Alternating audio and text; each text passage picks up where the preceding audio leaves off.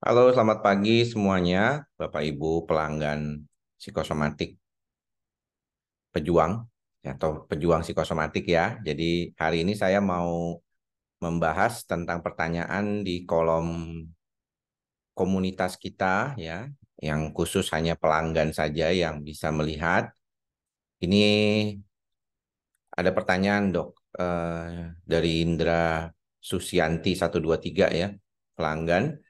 Siang, Dok. Tolong ulas bagaimana mengatasi kecemasan yang menyeluruh yang datang tiba-tiba dan bagaimana mengatasi kesulitan tidur malam. Jadi eh, ini akan kita bahas. Sebenarnya kita ada program ya. Sebenarnya kan tujuan dari pembentukan pejuang psikosomatik channel itu adalah untuk bisa mendapatkan arahan yang step by step. Jadi nggak mencelok-mencelok. Kadang-kadang teman-teman ini kan kepinginnya semua serba cepat gitu ya. Tapi seringkali malah nggak bisa membantu untuk maintenance atau untuk bagaimana mencegah jangan kambuh lagi. Jadi nanti itu ada bagian satu sudah diposting, bagian dua sudah diposting, dipelajari dulu tuh. Ya, nanti kita akan bahas di bagian tiga ya, hari Rabu kita akan keluarkan video yang mengulas bagaimana hasil kerja teman-teman. Jadi sudah diberikan bagian satu, bagian dua, teman-teman nanti pada saat ke bagian ketiga itu sudah siap dengan catatan. Jadi ada setiap teman-teman yang menjadi pelanggan ini sudah siapkan buku khusus nih untuk melihat dan mengelola ya dari apa yang kita bantu dari situasi ini gitu ya. Jadi jangan buru-buru gitu. Kadang-kadang terlalu terburu-buru semuanya kepengen cepet gitu ya. Postingannya banyak kan pertanyaannya tuh yang sesuai dengan kondisinya itu kita akan jawab di hari Kamis ya di saat tanya jawab live khusus untuk pelanggan ya. Jadi itu.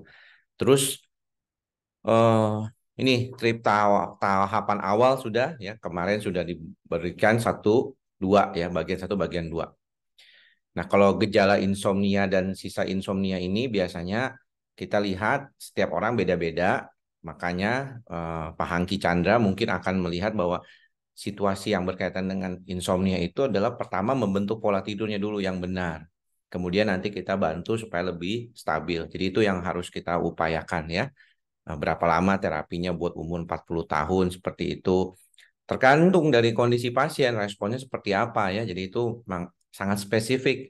Saya sih sarankan memang lebih baik ke dokter jiwa kalau dia nggak bisa mempertahankan tidurnya. Karena memang harus ada obat ya yang membantu proses itu. Bagaimana cara mengatasi kegundahan hati yang selalu tidak percaya diri akan kemampuan yang dimiliki atau selalu tidak bersyukur, selalu saja merasa kekurangan sehingga pengen berubah ke arah yang lebih baik. Sebenarnya syukuri apa yang ada dulu kan, nikmati apa yang ada dulu di depan kita, jangan berpikir sesuatu yang tidak bisa kita capai. Tidak semua orang diciptakan sama, tapi kita punya kemampuan untuk berupaya supaya kita stabil. Nah, ini perlu perhatian ya. Ini nanti kita akan bahas juga di sini terkait dengan ini, makanya step by step selain daripada video-video yang sudah pernah saya ungkapkan sebelumnya. Cara mengatasi pikiran otomatis yang menakut-nakuti terus. Nah, itu dia. Nanti kan kita belum sampai tahapan itu ya. Kita baru proses bagian satu dan bagian dua, di mana kita mengenali apa saja yang membuat kita takut dan kemudian bagaimana supaya kita mengenali pikiran negatif. Karena kalau kita mengenali pikiran negatif kita, maka kemungkinan ketika dia datang kita bisa bantu untuk menguranginya. Ya, jadi Mister Krewels ini harus percaya diri. Bagaimana nih caranya mengatasi pikiran itu? Tapi tentunya dengan cara bagaimana mengelola dulu awal pertama. Bagaimana caranya untuk mencegah terjadinya kumat, mengatasi jika kumat. Nah, jika kumat memang seringkali munculnya itu kan keadaan itu dia dipicu oleh sesuatu. Makanya tadi di bagian pertama dan di bagian kedua videonya sudah ditonton belum? Bagaimana cara mengenalinya dulu? Itu penting tuh. Ya, sehingga ketika kita mulai berada pada situasi ada keluhan, itu kita langsung bisa bantu mengurainya. Ya. Nah, kalau misalnya penyakit psikosomatik dan serangan panik, itu bagaimana caranya? Sebenarnya kan udah pernah dijelaskan di berbagai video yang saya berikan secara gratis lah ya, free gitu ya, bukan langganan. Makanya khusus pelanggan ini tuh untuk mencegah supaya jangan kambuh lagi. Kalau yang kemarin itu kita kan bantunya itu bagaimana kita mengelolanya awal pertamanya gitu. Tapi kan apa ya, mencelak-mencelok teman-teman juga kan nggak urut. Nah sekarang kan ada urutnya gitu. Saya posting di Pejuang Psikosomatik diurutin gitu supaya kita bantu supaya lebih stabil buat ke depannya. Jadi menjawab pertanyaan komentar teman-teman ini sebenarnya tujuannya adalah untuk mengetahui sebenarnya sampai sebatas mana teman-teman tuh kira-kira kepingin tahu tentang gangguan psikosomatik, cemas, dan bagaimana mengatasinya. Dan di dalam berbagai macam postingan nanti sebenarnya udah ada urutannya, makanya ada bagian satu, bagian dua itu kita harus urut, dia jangan langsung mencolok ke bagian tiga, ya jangan terlalu mau buru-buru. Bagian satu dulu pelajari benar-benar, masuk ke bagian dua, kemudian tugasnya atau PR-nya itu dikerjakan. Nanti di bagian tiga sambil kita sama-sama melihat kira-kira apa nih yang perlu diperhatikan.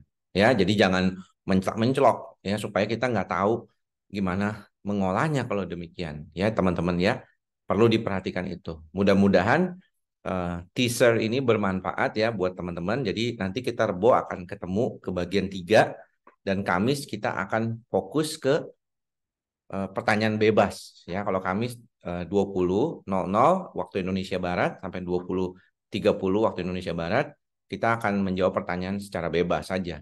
Ya, kalau yang itu nggak ada kaitannya dengan program terapi perilaku dan terapi kognitif diri sendiri ya, itu harus diperhatikan. Thank you ya semuanya, mudah-mudahan bermanfaat. Terima kasih sudah menjadi pelanggan di channel Pejuang Psikosomatik. Mudah-mudahan kondisi teman-teman menjadi jauh lebih baik ke depannya. Thank you semua. Salam sehat jiwa. Bye-bye.